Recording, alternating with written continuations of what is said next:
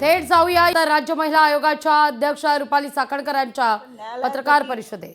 आणि या सगळ्यांनी कोणतीही भूमिका पार पाडली नाही, तुम्हाला न्याय दिला नाही, दाद दिला नाही, तर तुम्ही आयोगाकडे तक्रार करू शकता. आणि या सगळ्यांचा पाठपुरावा करत असताना ज्या तक्रारी आमच्याकडे येतात त्या तक्रारी आम्ही हा विधी सेवा प्राधिकरण असेल, समुपदेशन केंद्र असेल, या सगळ्यांकडे आम्ही त्या पाठवत असतो. आणि मी वारंवार तुम्हाला हे सांगेल, कुटुंब हा समाजाचा पाया आहे.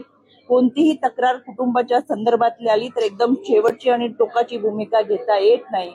3 वेळा काउन्सिलिंग होणं, मग अगदी घटस्फोटाच्या केसमध्ये जरी तुम्ही कोर्टात गेला तरी तुमचं काउन्सिलिंग हे कंपल्सरी व्हावंच लागतं. त्यावेळेस सुद्धा कुटुंबाचं काउन्सिलिंग करून नंतर त्या संबंधित व्यक्तींना परत एकदा विचारलं जातं की अजूनही तुम्हाला तुमच्या निर्णयावरती ठाम आहात का, आजही तुम्हाला घटस्फोट घ्यायचा आहे का. कारण की शेवटी न्याय प्रक्रिया जी आहे ती कुटुंब एकत्र करण्यावरती भर देत असते. कोणतंही कुटुंब तोडणं हे काम नाही, जोडणं हे काम आहे. त्याच्यामुळे सातत्याने ते काउन्सिलिंग करणं, कदाचित पहिल्या काउन्सिलिंग मध्ये नसेल, दुसऱ्या काउन्सिलिंग मध्ये नसेल, पण कधी कधी तिसऱ्या काउन्सिलिंग मध्ये गैरसमज दूर होतात आणि कुटुंब एकत्र येतात. अशा जवळजवळ 90% केसेस आमच्याकडे आहेत की आम्ही कुटुंबाच्या माध्यमातून, संवादाच्या माध्यमातून एकत्र आणण्याचा प्रयत्न करतो.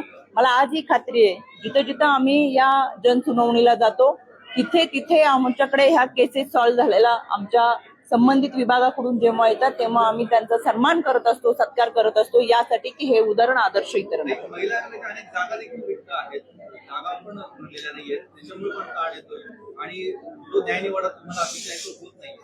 आमच्याकडे 35 जागा आहेत. त्याच्यापैकी 17 जागा ह्या आमच्या त्या जागेवरती नियुक्ती झालेल्या आहेत. इतर ज्या जागा आहेत त्याच्यामध्ये आमच्याकडे आउटसोर्स मधून ती जागा भरलेली आहे. त्याच्यामुळे ती सविस्तर माहिती आहे, मी ती तुम्हाला देते. मला असं वाटतं की तक्रारदार सगळीकडेच असतात. आजचा जनसुनावणीचा विषय फार महत्वाचा आहे. त्याच्यामुळे आता आम्हाला कामकाजाला सुरुवात करण्यासाठी आपण जरा सवलत द्यावी.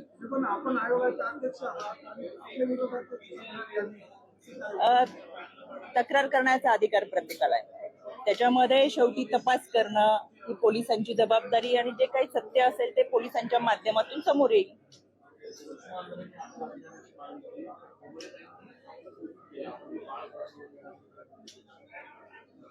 मला याची कल्पना नाहीये. आणि राहिला विषय राजीनाम्याचा, तर तो सन्माननीय पंतप्रधान मोदी साहेबांपासून प्रत्येक जण, अनेक जण मागतात. गृहमंत्र्यांचा मागतात, केंद्रीय गृहमंत्र्यांचा मागतात, मुख्यमंत्री. विरोधकांमध्ये असणाऱ्या प्रत्येकाची भूमिका काय असते की राजीनामा द्या.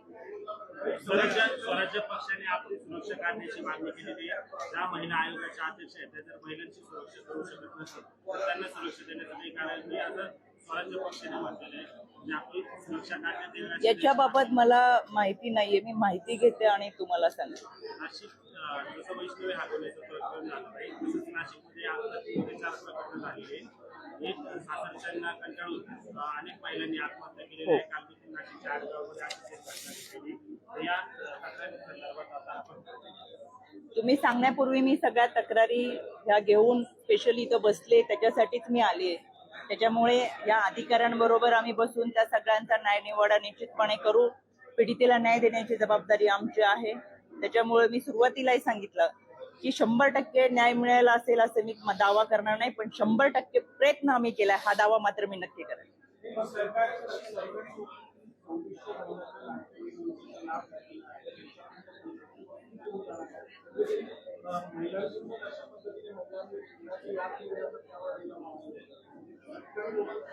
नाही, मला विषय माहित नाहीये, मी माहिती घेते.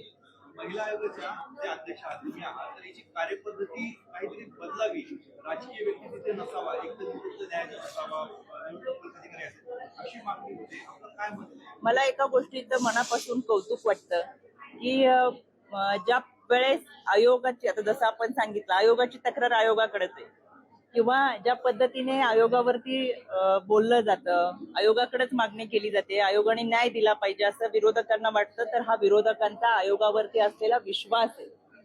त्याच्यामुळे या विश्वासाच्या माध्यमातूनच त्यांना सातत्याने वाटतं की कोणतीही घटना घडू दे, आयोग पाहिजे.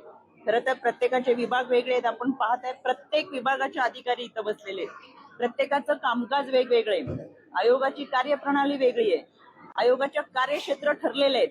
त्याच्यामुळे ह्या सगळ्यांमध्ये पण प्रत्येक काम आयोगानेच करावं असं जेव्हा टीकाकारांना वाटतं की आमच्या कामाची पावती आहे, त्यांचा तो विश्वास आहे. परंतु तो अध्यक्ष आहे, अपदार्थ अध्यक्ष असतो, तर तो राजकीय व्यक्ती नसावा. आपल्या माहितीसाठी सांगते, माझ्या अगोदरच्या जेवढ्या आयोगाच्या अध्यक्ष होत्या, आपण माहिती घ्यावी, त्या सगळ्या राजकीय पदावर असतानाच आयोगावरती होत्या. आणि त्यावेळेस एवढ्या तक्रारी पण आलेल्या नव्हत्या, एवढा बवाल पण झालेला नव्हता. आता मोठ्या प्रमाणामध्ये आपल्या प्रश्नामध्येच माझं उत्तर आहे की तोपर्यंत एवढ्या तक्रारी येत नव्हत्या किंवा एवढ्या प्रमाणात तो कन्व्हिक्शन रेट असतो की त्या व्यक्तीला विश्वास वाटतो की मी तक्रार दिली तर आता नाही मिळेल.